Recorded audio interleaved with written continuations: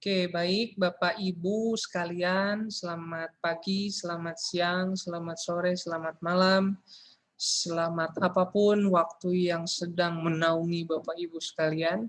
Semoga Bapak Ibu selalu dalam keadaan sehat selalu dan selalu diberikan kebahagiaan yang unik dan lestari sepanjang Bapak Ibu sekalian hidup di muka bumi.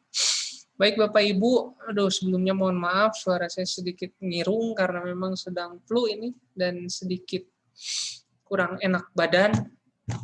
Maka dari itu perkuliahan ya pastinya daring, untungnya daring. Karena di situasi pandemi seperti ini kita harus meminimalisir apapun yang terjadi, apapun yang menjadi gejala supaya kita sama-sama saling menjaga satu sama lain. Baik Bapak Ibu, pada perkuliahan kali ini di pertemuan 4 teori politik, teori dan filsafat politik. Pada pertemuan kali ini kita akan membahas sedikit tentang apa sih itu sebenarnya politik identitas. Nah, jadi buat Bapak Ibu atau teman-teman sekalian yang mungkin baru mendengar, mari kita gali bersama apa sih itu sebenarnya politik identitas. Kemudian Bapak Ibu sekalian, bagi yang sudah tahu pun silahkan bagi teman-teman untuk mensinkronkan pengetahuan yang teman-teman miliki untuk kemudian dijadikan kajian diskusi ke depannya. Baik Bapak Ibu, berbicara tentang politik identitas, kita pasti akan langsung teringat dengan fenomena-fenomena yang terjadi sekitaran 10 tahun terakhir lah. Mungkin Bapak Ibu sekalian pernah mendengar kasus, bukan kasus, fenomena di mana Trump mengkampanyekan Make America Great Again dan lain sebagainya. Kemudian juga bagaimana politik-politik identitas yang dijalankan oleh Gubernur DKI sekarang Anies Baswedan ketika dia berkampanye pada saat Pilgub DKI tahun 2017 kalau tidak salah, 2017-2018. Kemudian juga kita sering mengenal bagaimana Papua Merdeka, kemudian juga Katalan di Barcelona di Spanyol dan lain sebagainya. Nah, yang terbayang oleh teman-teman pasti adalah gambaran bagaimana seseorang atau sekelompok mengidentifikasi dirinya menjadi sebuah ras yang khas untuk kemudian dipolitisir untuk mencapai suatu tujuan tertentu. Perlu saya ingatkan lagi bahwa politik itu pada akhirnya itu berbicara tentang kesepakatan bersama terkait pencapaian tujuan. Konsensus antara penguasa dengan yang dikuasai, konsensus antara yang memerintah dengan yang diperintah. Nah, politik identitas ini hadir sebagai dorongan atau hadir sebagai konsepsi di mana kelompok-kelompok dengan ras tertentu, kemudian dengan bisa juga dengan agama tertentu atau bahkan juga dengan gender tertentu menyuarakan tuntutannya untuk dipolitisasi. Kita harus sepakati dulu politisasi di sini bukan dalam konotasi negatif, tapi menyublim hal atau tujuan yang dia tujukan dalam sebuah konsep politik. Itu yang kita sepakati dulu di sajian sekarang ini, ya. Artinya ada kesamaan gender, ada kesamaan ras, kemudian ada juga kesamaan agama yang kemudian digunakan oleh sekelompok orang untuk mengidentifikasi dirinya sendiri dalam rangka menyuarakan tuntutannya. Apapun itu tuntutannya, entah itu merdeka lah, entah itu kebijakan lah, kemudian entah itu pun halnya murni dalam politik, itu semua termaktub dalam konsep-konsep dasar politik identitas. Nah, saya akan share sedikit tentang definisi-definisi yang lebih ilmiah terkait apa sih itu politik identitas. Tapi sebentar, saya ingin dulu. Nah, slide. Nah, di layar teman-teman sudah ada ya slide PowerPoint yang berbicara tentang kategori identitas politik. Nah, identitas politik ini sebenarnya udah kita pelajari pada mata kuliah kewarganegaraan, khususnya dalam materi identitas nasional.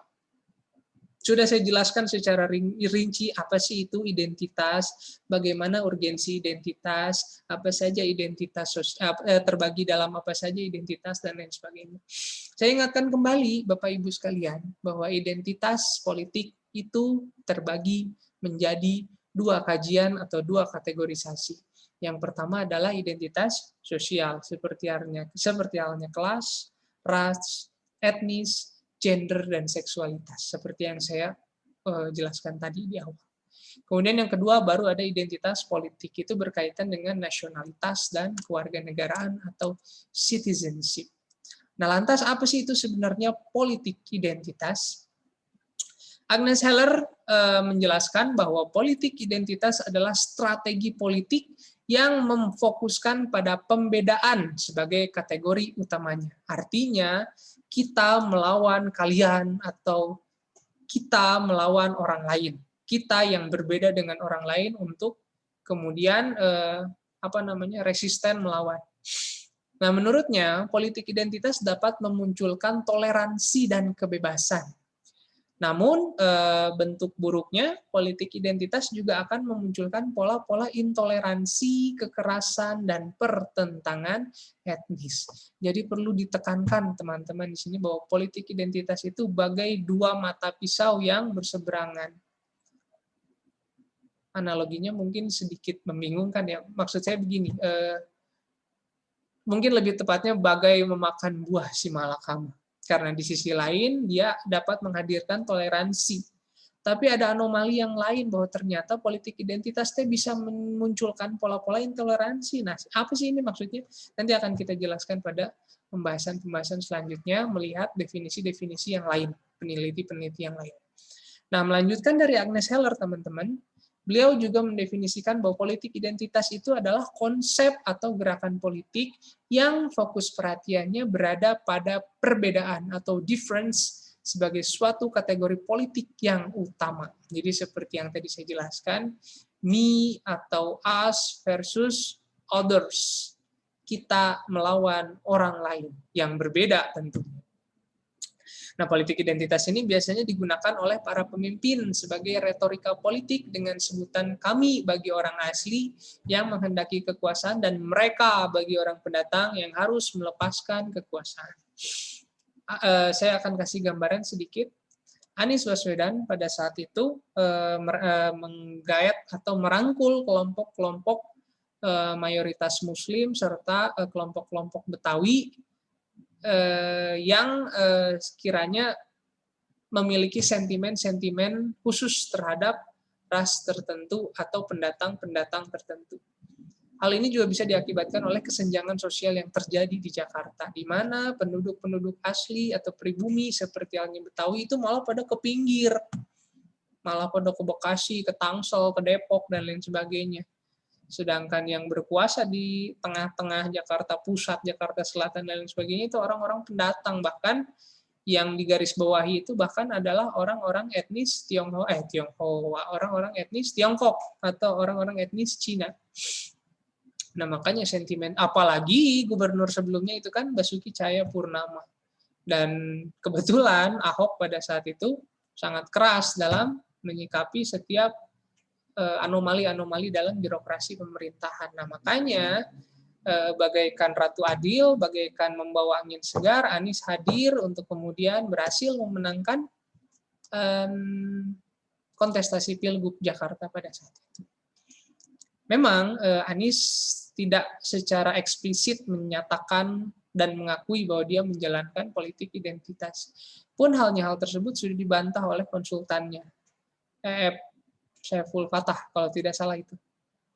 Beliau sudah mengklarifikasi tidak pernah menggunakan politik mayat dan lain sebagainya. Karena memang pada saat itu kan rame.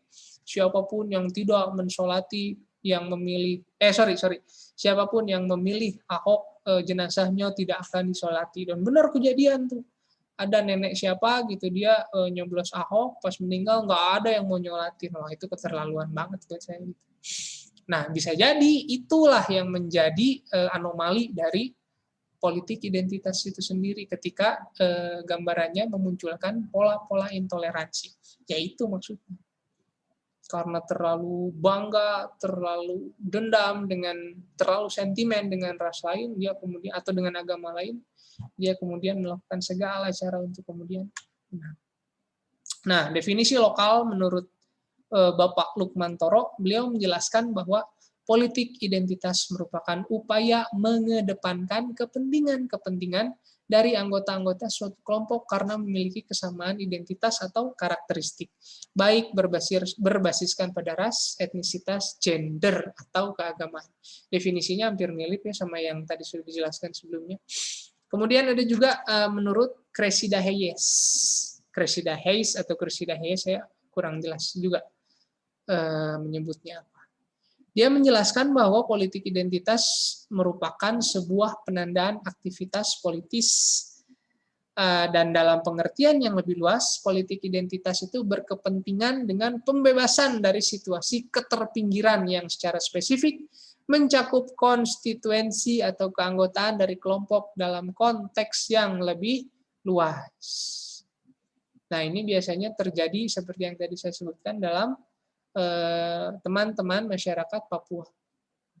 Teman-teman masyarakat Papua sejak masa Orde Baru itu merasa tidak pernah dilibatkan dalam pembangunan. Hal ini diperlihatkan dari kuantitas dan kuantitas sebenarnya kuantitas orang-orang asli Papua baik di parlemen maupun di jajaran kementerian.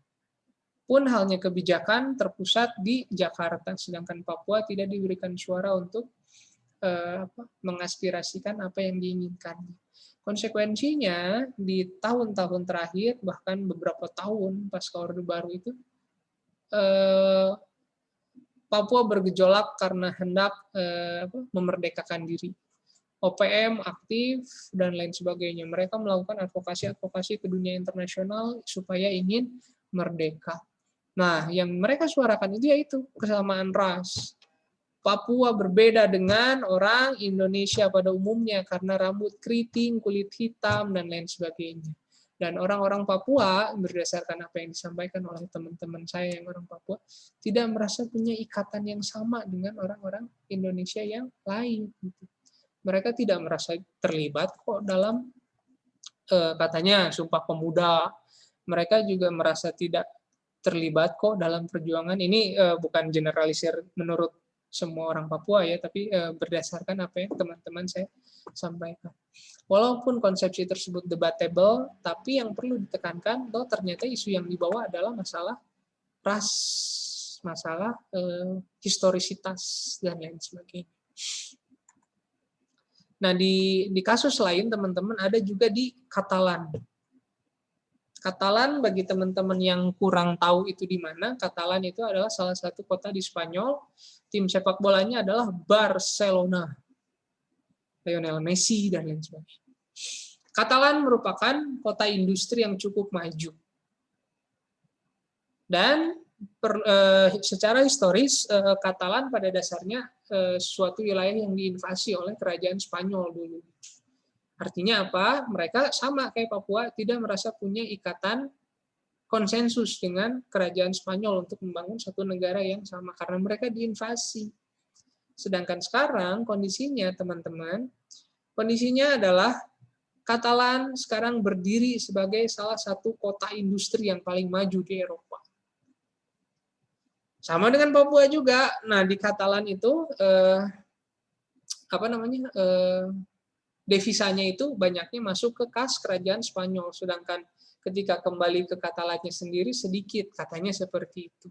Nah, makanya kemudian dari tahun ke tahun Katalan selalu bergejolak. Mereka ingin merdeka dari Spanyol. Cuman ya itu, pada akhirnya ketemu dengan upaya-upaya represif dari kerajaan Spanyol. Tak cuma di Katalan, teman-teman, di Kanada ada juga suatu wilayah bernama Quebec. Q-U-E-B-E-C, Quebec, tulisannya Quebec. Nah, Quebec ini merupakan salah satu wilayah yang menggunakan bahasa Prancis dalam kesehariannya. Sedangkan di Kanada, bahasa nasionalnya adalah bahasa Inggris, Inggris Americano. Nah, hanya saja teman-teman, sama seperti Katalan, mereka merasa tidak memiliki ikatan yang kuat dengan Kanada secara umum. Makanya mereka ingin merdeka. Hanya sayang mereka terbentur oleh pengakuan dari negara lain lah dan lain sebagainya. Makanya susah untuk merdeka. Nah, yang berhasil adalah Timor Leste. Timor Leste kemudian berhasil merdeka tahun 1999 setelah tahun 1976 dicaplok atau apa ya istilahnya oleh pemerintah, oleh NKRI pada saat itu. Timor Leste tahun 76 itu diinvasi. Nah, makanya teman-teman pada akhirnya Timor Leste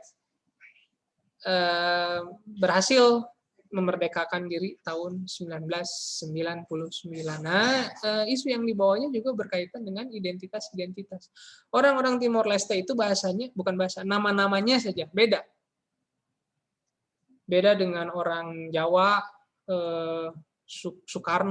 Sunarko, kemudian Waluyo, dan lain sebagainya. Di Timor Leste itu ke Portugisan. Ramos lah, kemudian Sanana, Gusmao, itu kan nama-nama yang tidak umum di wilayah-wilayah Indonesia. Nah, makanya kemudian Timor Leste berhasil memerdekakan diri setelah adanya kebijakan Habibie pokoknya membuka jejak pendapat untuk masyarakat mau merdeka, pro kemerdekaan atau pro integrasi. Nah, sampai di situ itu merupakan bayangan-bayangan tentang apa sih itu sebenarnya politik identitas. Nah, yang pengen saya jelaskan kembali bahwa politik identitas itu, teman-teman, politik identitas pada prinsipnya merupakan sebuah konsepsi revolusioner yang bisa membebaskan suatu kelompok dari apa yang dinamakan sebagai penjajahan maupun upaya represif dalam pemaksaan. Namun di sisi lain, yaitu tadi, ternyata politik identitas juga bisa menghadirkan dampak-dampak buruk seperti sikap-sikap intoleran. Kita ketahui bersama bahwa Indonesia itu merupakan negara dengan kandungan ras yang beraneka ragam dan juga penganut agama yang dinamis, 6 kepercayaan disertai dengan sistem kepercayaan kearifan lokal lainnya. Artinya konfliknya ini potensinya sangat luar biasa. Nah, kalau ini tidak bisa di-manage dengan betul, tidak bisa di-manage dengan rapi, repot. Politik identitas akan berwujud menjadi sebuah bom waktu yang sangat mengerikan. Jangan sampai kita senasib dengan apa yang dirasakan oleh Yugoslavia, di mana mereka kemudian terpecah menjadi negara-negara seperti Serbia, Bosnia, apalagi Herzegovina, kemudian Kroasia, Chechnya, dan lain sebagainya. Karena apa? Karena ada disintegrasi nasional. Ada perang antar etnis. Nah, jangan sampai Indonesia terjadi seperti itu. Kuncinya adalah ada di teman-teman. Kita udah punya konsep nih, Pancasila nih, gitu. Mau diapain nih Pancasila? Apakah hanya dijadikan lambang di tembok-tembok, atau teman-teman larut dalam retorika-retorika orang-orang yang mengkampanyekan perbedaan sebagai sebuah senjata. Teman-teman bisa lihat sendiri, Amerika Serikat sekarang pasca Trump, masyarakatnya terpecah menjadi dua. Ada yang liberal banget, kemudian ada yang konservatif banget. Ini yang konservatif, waduh, mabuknya luar biasa, teman-teman. Orang Asia ditembaki. Kemudian Meksiko dibatasi tembok sebagai sebagai upaya agar kriminalitas menurun, karena menurutnya orang-orang Meksiko merupakan biang keladi kriminalitas di Amerika Serikat. Pokoknya isu-isu sensitif seperti itu mulai mengemuka. Nah, kelompok Kristen radikal di Amerika Serikat makanya sangat senang ketika Trump memimpin. Mereka menjadi salah satu kekuatan terbesar yang menyokong pemilihan Trump. Karena apa? Karena Trump itu tegas, dalam artian tegas menyuarakan pendapat yang tidak umum atau tidak tidak populer. Maka kemudian semenjak Trump muncul, timbul pemimpin-pemimpin yang menyuarakan politik identitas sebagai sebagai bumbu kampanye, seperti di Brazil juga sama. Kemudian juga bahkan di Inggris, saudara tuanya, Perdana Menteri Boris itu terkenal sebagai Trump-nya Eropa, Trump-nya Inggris. Nah, makanya kondisi tersebut bahkan merembet sampai ke Indonesia, di mana Anies menggunakan, walaupun tidak eksplisit, tapi ya kita bisa lihat sendirilah bahwa kampanye-kampanye yang dilakukannya seperti itu. Dia mendekati Rizik Syihab supaya merangkul kelompok Arab, Yaman, Hadramaut, dan lain sebagainya. Dia juga mendekati kelompok-kelompok Betawi. Nah, jadi dia mengkombinasikan Islam dan Betawi, di mana kedua kelompok tersebut memiliki irisan yang kuat. Nah, akhirnya di fase kedua pemilihan, akhirnya Anies menang. Dia bisa mengambil suara dari AHY, sisa suara dari AHY. 58% melawan 42 kalau nggak salah. Anies akhirnya menang. Nah, apakah itu sehat untuk iklim politik kita? Silakan teman-teman menilai sendiri. Apakah hal tersebut tepat atau tidak? Karena dalam politik tidak ada yang benar dan tidak ada yang keliru. Kecuali kita berbicara tentang etika politik, pasti kita mencari tahu mana yang benar dan mana yang salah. Tapi secara general, berbicara mana yang benar dan salah itu merupakan status quo yang kiranya debatable. Gitu. Baik, demikian penjelasan tentang politik identitas. Mari kita dalami tentang politik identitas dalam pertemuan selanjutnya ketika kita membahas tentang apa itu populisme. Demikian teman-teman, terima kasih banyak. Semoga teman-teman sehat selalu. Mohon maaf kuotanya tersedot karena harus menyaksikan saya dan materi-materi yang ya saya harap jadi manfaat lah. Tapi kalau membosankan ya saya mohon maaf gitu, karena memang ini ikhtiar teman-teman untuk bisa menjadi minimal orang yang memiliki pengetahuan. Kuliah memang tidak menjamin teman-teman mendapatkan pekerjaan. Tetapi kuliah memberikan teman-teman isi dari syarat agar teman-teman bisa bekerja. Karena dengan pendidikan, teman-teman minimal menjadi manusia yang bisa bekerja. Oke, demikian. Terima kasih banyak. Semoga sehat selalu. Assalamualaikum warahmatullahi wabarakatuh.